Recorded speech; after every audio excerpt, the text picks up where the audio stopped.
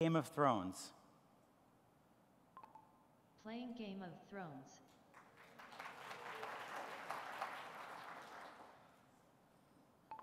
Next chapter.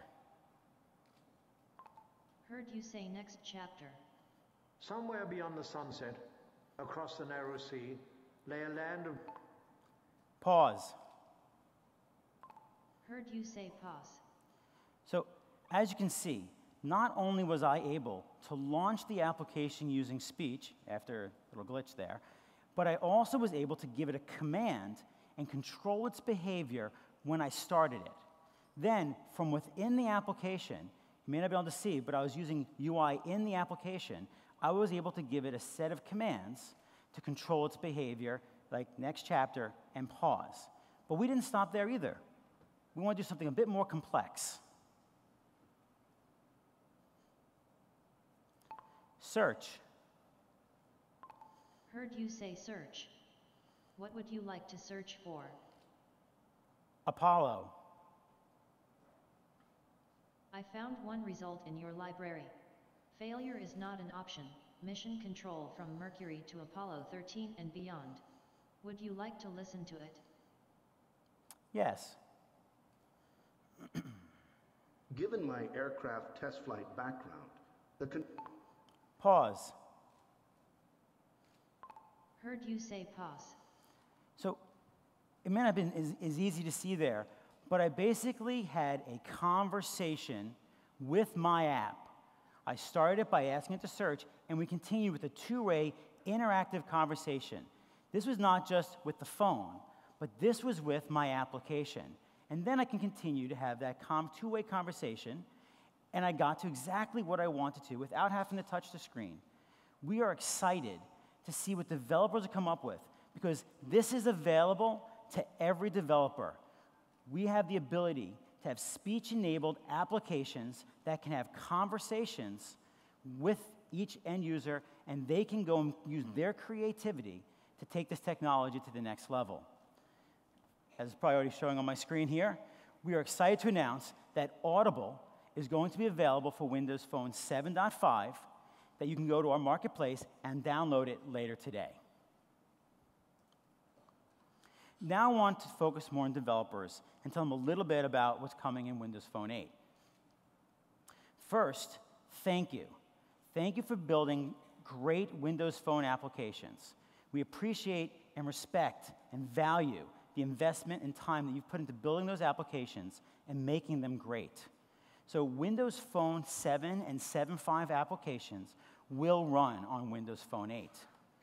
Also, this technology I talked about, compilation in the cloud, we are going to compile every existing Windows Phone application in our marketplace so that Windows Phone 8 end users get the benefit of every application being faster. And developers will not have to do anything. They don't have to resubmit their applications or do any work. It'll just be done for them. Also, Visual Studio 2012 will support development for both Windows Phone 7.5 and Windows Phone 8 applications. And of course, they already support Windows 8 applications. This means, as a developer, you can go and use one tool to build for all the platforms that matter to you. We also believe in developer choice. We believe in one app model, but allowing you to have the right technologies for the right parts of your application. So first, we will continue to support XAML, so you can build your Metro-style UI, and you can use C# and VB code. We also now support native C and C++ code, and we will continue to support our HTML5 browser control that's based on IE10. But this is not a hard choice where you, as a developer, they have to pick one technology and their whole app is in that one technology. Developers can mix and match these technologies. Let me give you a concrete example.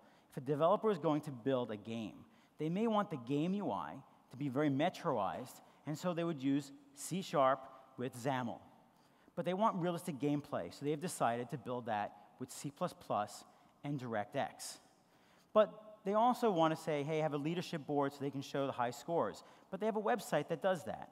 They can take that website and host it directly inside of their application. This allows developers to use the right technology for the right task inside of their application. It means that they don't have to change the code. They pick and choose the technology that's right for them. We also know that there are a lot of developers who want to build for both Windows 8 and Windows Phone 8.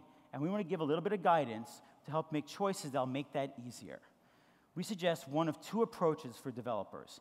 First, if you're building an app, we recommend using XAML with C# or VB code. As I've said, we now support the same .NET engine that exists on Windows 8, so it's easier to share more of your .NET code, C# or VB. For your UI, we recommend that you optimize it for the screen size. So we recommend using Windows 8 Metro UI for Windows 8 for a larger screen size, and Windows Phone 8 Metro for building for our smaller screen size. For games, we recommend that you use Direct3D with C or C++ code. You can then take the application and target our shared native API, and any code in there will run identical on both platforms. You may choose to use different APIs that allow you to customize the experience per platform, but you can also use a shared core to simplify development. Then you need to take into account the resolution scaling and do the right scaling. So if you're on a high-end desktop, you may use higher resolution assets, and on Windows Phone, use lower resolution assets because the screen is smaller. For those who are building mobile-ready websites, we recommend that you optimize for IE10, but make sure you design for a mobile screen size. So let me make a transition and talk about our enterprise support. Windows Phone 8 is enterprise ready. But what does that actually mean? Well, let's talk about the fundamentals, because in business, the fundamentals count. First, Windows Phone 8 has a complete security platform, from secure boot to full device encryption with BitLocker technology. Companies can know that their corporate assets are safe on a Windows Phone. We also now support a flexible app distribution model that is business controlled. Each enterprise can decide which applications and how they want in their store and to their employees, as well as how to distribute those applications. They can use cloud infrastructure. They can use on-premise intranet support only. It is completely up to each and every company. We also will support device management for large enterprises. Today, we're introducing a concept that we call the Company Hub. This is really just an app, but it's an app that allows each company to personalize the experience for their employees. They control the app, they control the experience, but they can actually decide which applications to highlight and to communicate. Now, let me make this concrete by giving you an example of what Microsoft's IT department has put together for Microsoft employees. Again, I want to remember, this is just an example. Every application, every enterprise can customize it in their own way.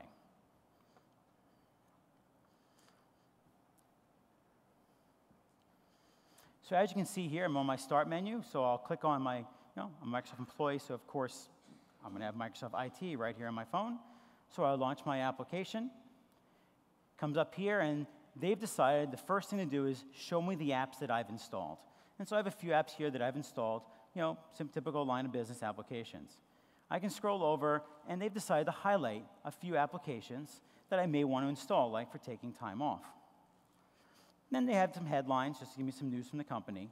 And of course, like every IT department, you must have an alert center to tell me to change my password or tell me to get an update or some communication.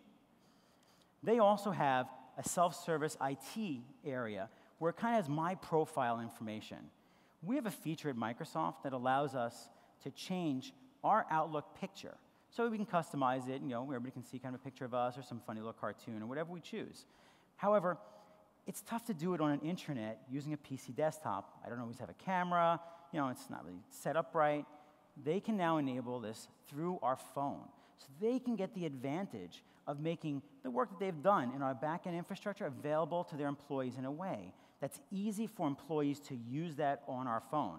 So they can make it here. I got a camera. I can easily just change it and update it, and it's seen everywhere in Outlook. Now let me kind of show you installing an application experience. So I'm thinking maybe, I've been here a couple days, maybe I'll stay here and enjoy San Francisco a bit more. So let me do the Microsoft time off and see how much vacation I have. So here you'll see, I clicked on it, it allowed me to present an install screen. For end user consistency, this looks like a standard install screen, but this actually is completely customizable by every company. So now I'll click install. The application will come. This is not going through Microsoft's marketplace. Microsoft is not actually, Windows Phone part of Microsoft has not been touched. It only goes to Microsoft's IT infrastructure. And now the application is installed. And I can just launch that and see, okay, do I have any vacation or not? Yep, I have enough. I think I'll take some time. Hey, Joe, I'm taking some time off the next couple days. So just there's an example of Microsoft's IT application. Again, I want to emphasize, that was just built by Microsoft's IT department, and we will provide a set of templates and guidance so that each company can customize that experience for themselves and decide how best to service their employees with their apps. There are 6 things that I want you to remember from our talk today. First, better hardware faster, because we have the same shared Windows core, which allows hardware partners to leverage and build optimized drivers. 2, amazing games are coming to Windows Phone 8 because of native code support. We are improving our multitasking so you can get more out of your phone by being able to do multiple things at once. Talk with your apps. We are providing a complete speech platform to make apps go to the next level with speech. More ways for developers to make money with in-app purchase. And last, Windows Phone 8 is enterprise ready. Now, as a developer, I always want to know, when can I get my hands on code so I can play with it, look at it, really feel and know what it does? Later this summer, we're going to make available our SDK for developers to download, and we'll also have a series of developer events so they can learn in depth a lot more. I've only given a high-level overview, but developers want a lot more nuts and bolts talk about how they write the applications and exactly what the APIs are, and they can attend those events. Thank you, and now I'd like to welcome Terry Myerson back to the stage.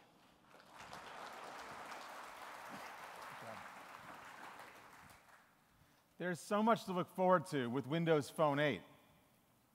Well, let's talk about the hardware. When we launch Windows Phone 8, our first devices will be available from 4 hardware OEMs: Nokia, Huawei, Samsung, and HTC. All of their devices will be built on next-generation silicon from Qualcomm. We've been working with these partners for some time, and I'm very happy to share that I believe we will have the best device lineup we've ever had before. And these devices will be available all over the world. Windows Phone 8 is a truly global platform. Be available in 50 languages with an application marketplace that supports downloads in over 180 countries. For those of you keeping count, that is 25 more countries than Apple announced last week. And when we go into a country, we aspire to do much more than a translation. We aspire to deliver a deeply local experience to our customers there. Consider Arabic and Hebrew, where we have fully mirrored the experience right to left, unlike other platforms where there is only a translation available. And let's talk about software updates. This is an area where our entire ecosystem has been challenged. OEMs, operators, platform vendors, getting new software on devices has been a challenge. But we have been working